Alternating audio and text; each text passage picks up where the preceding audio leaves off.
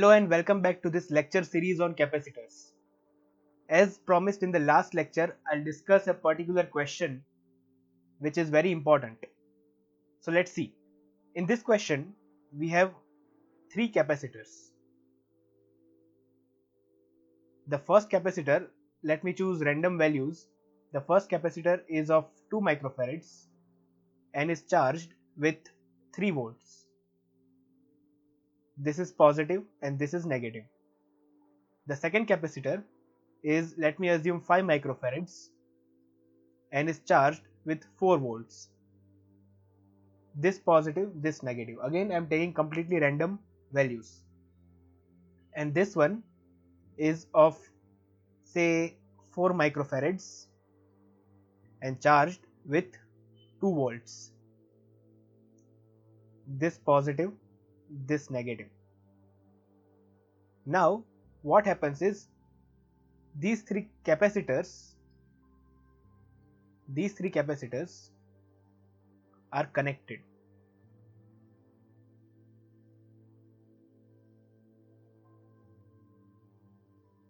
Like this.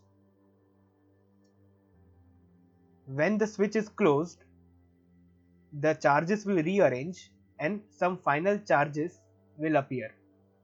You have to find the final charges. Find final charges on each. So find the final charges on each of the capacitors. Pause the video here and try the question.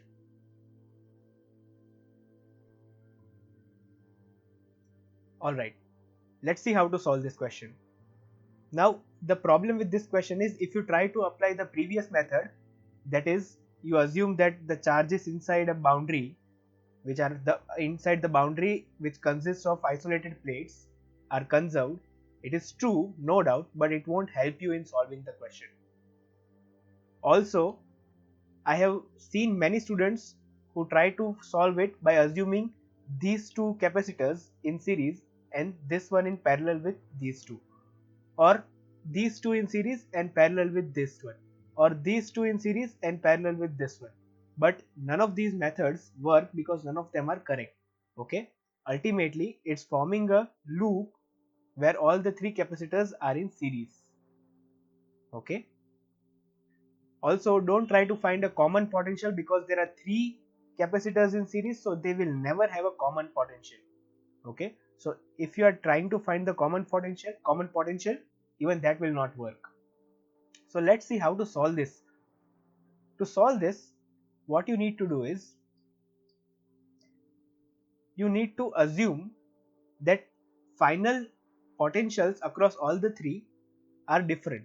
Okay, let me say final potential across this one is V1, across this one is V2, and across this one is V3. Also, let me assume that finally this capacitor has this one as positive plate and this one as negative plate. This is completely random. This is upon your choice. If you want to take this as positive and this is negative, even then it will be correct. You will get the correct answer. Here again I am choosing completely random. This is negative, this is positive, this is positive, this is negative. You can choose anyhow or any way you want. So since I have chosen this plus and minus, minus and plus, let me write the charges. Okay, let me write the initial charges first. I am writing everything in the initial condition with white ink and final condition with the orange. So initially this capacitor had charges 4 into 2, that is 6 microcoulombs. So this one had 6, this one had minus 6. This one will have plus 20 here and minus 20 here. This one will have minus 6 here and plus 6 here. I'm sorry, this one will not have 6, 4 into 2 is 8, my bad. So this will be plus 8 and this one will be minus 8. Alright, now the final potentials are V1, V2 and V3. Let me assume that some charge has flown from here, say Q charge has flown from this plate and has gone into this plate. So that means final charge on this plate will be 8 minus Q, and this one will have 6 plus Q. This one will have minus 6 minus Q. Why? Because if Q charge comes here, then Q charge also leaves here. So minus 6 minus Q. Again, this plate gets some Q charge. So ultimately this one will have minus 20 plus Q, and this one loses some charge. So this one will have minus 20 minus Q. I'm sorry, plus 20 minus Q, plus 20 minus Q. And ultimately this charge goes around the circuit and comes back here. So this one will have minus 8 plus Q. Let me just zoom everything in so that it is clear to you all.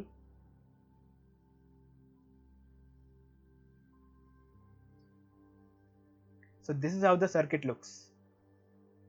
Make sure that the charges across the capacitor on the opposite plates are also opposite. For example, this is 8 minus Q, then this will be Q minus 8. 6 plus Q minus 6 minus Q. Minus 20 plus Q, Q plus 20 minus Q. Alright, so the charges should be opposite. Once you have done this, you have to again think about the relation of these potentials. The potential across this one is V1, V2 and V3. What relation can you write for V1, V2 and V3? If you think for some time, you will come to a conclusion that since it is a closed loop, you can apply Kirchhoff's voltage law and say that the net potential change when you go around a loop is 0. Alright, or if you are not comfortable using KVL, then you can also write potentials at different points. Let me just assume potential at this point is 0. This point is in connection with this point, so this point will also have a potential of 0, but we'll come back to that later. This potential is 0, so when you go from 0 to this point, then there is an increase of potential. Remember, I am talking everything in the final state. This is negative plate, this is positive plate, so there will be an increase in potential. So potential here will be V1 plus V1 because the potential rises by V1. When I go from here to here, potential again increases because I am going from negative to positive. So I'll write V1 plus V2. Potential here is V1 plus V2. Now when I move from this point to this point, I am going opposite to the polarity of the capacitor, that is from positive to negative. So potential will decrease. So potential of this point will be V1 plus V2 minus V3. But potential of this point and this point have to be same because they are connected. So you can write V1 plus V2 minus V3 is equal to 0. If you apply the KVL, you can arrive to this conclusion directly, that is plus V1 minus plus V1 plus V2 minus V3 is equal to 0. Okay. Alright, KVL in a closed loop. Alright, so we got this relation. Now what?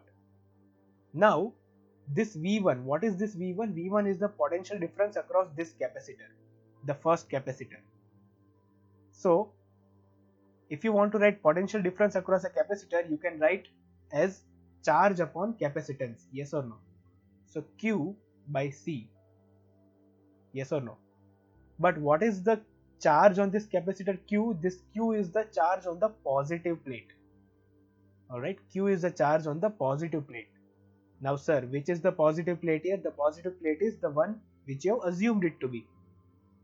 Alright, the one which you have assumed it to be, not the one it was previously, but what we have assumed right now. So I have assumed finally that the upper plate is positive plate, so I'll write the charge on the upper plate. So what will I write? I will write 8 minus Q by the capacitance, which is 4, Q by C. Similarly, for V2, I will write charge on the positive plate. Final charge on the positive plate is minus 6 minus Q, positive plate minus 6 minus Q by the capacitance, which is 2, minus V3, charge on the positive plate for V3. V3, this is the positive plate, this is the positive plate. So this charge is what I write. Let me write minus 20 plus Q as Q minus 20. Alright, if you don't mind. And by capacitance, which is 5, is equal to 0. So here we have one variable Q which can be found out from this equation. Alright, let's try to find it. If you take the LCM and all, LCM will come out. Let me take 20 as the common denominator. So I'll multiply this by 5. This is 40 minus 5Q minus 6 minus Q. Alright, this into 10. So minus 60 minus 10Q, and this multiplied by 4, so this will be minus 4Q plus 80 is equal to 0. Let me just check if I have not made a mistake here.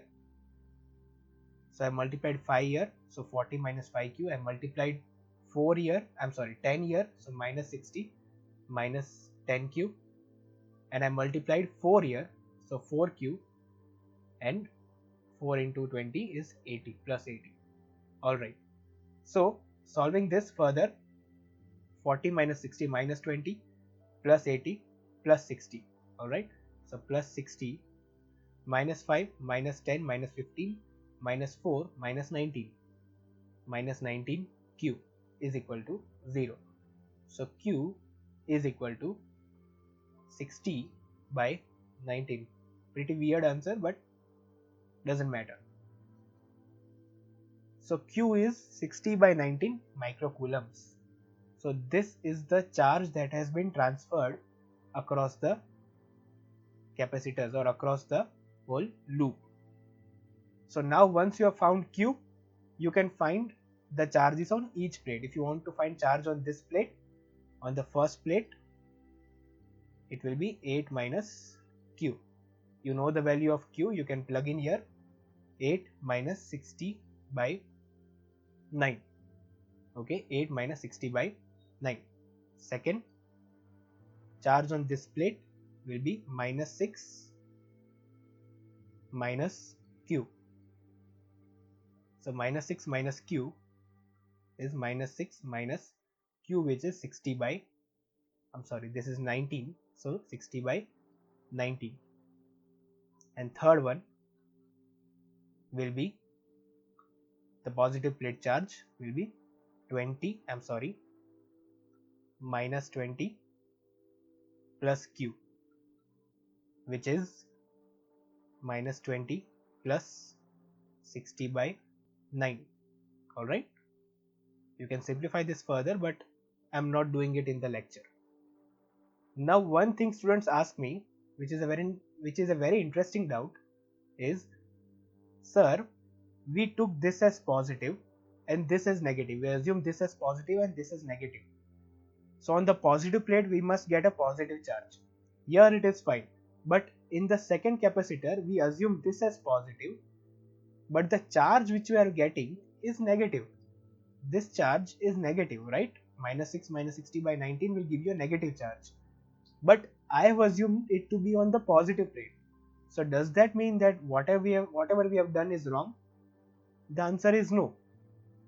The only thing that went wrong is I assumed the polarity wrong and nothing else. The charge that this plate has is this, and it is completely correct. The only thing that is wrong is that I chose the polarity wrong. Alright, so this must have been the positive plate and this must have been the negative plate ultimately. but it doesn't matter because I have directly found the charge. Alright. Similarly here, I have taken this charge minus 20 plus q on the positive plate. So it must have a positive charge, but we are getting a negative value. So that means this plate has a negative charge. That means this one will have lower potential and this one will have higher potential, and nothing else. Other than that, our whole calculation is correct. Alright.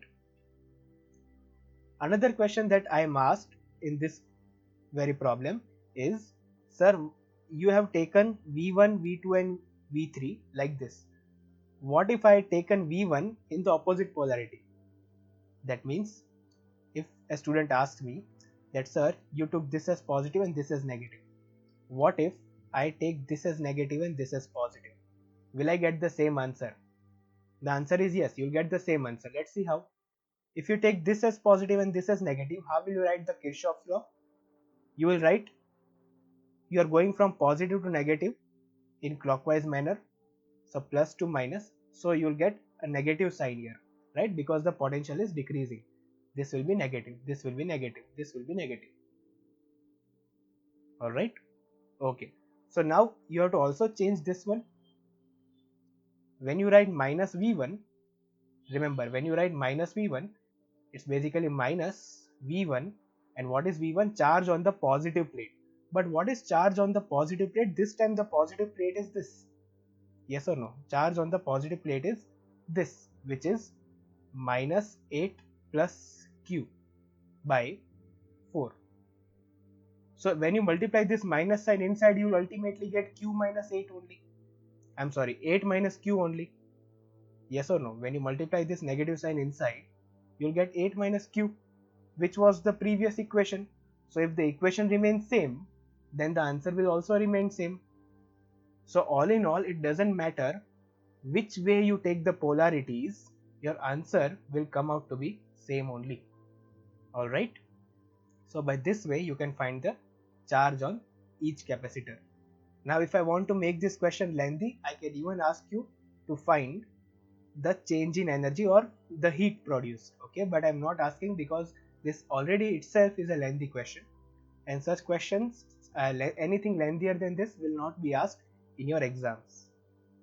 Okay, but if you want to, you can. Okay, if I ask you heat, what you'll do is you'll find the initial energies, you'll find the final energies, and that's it. You'll find the difference. Alright. If someone asks you what are the final potential, then also you can find it.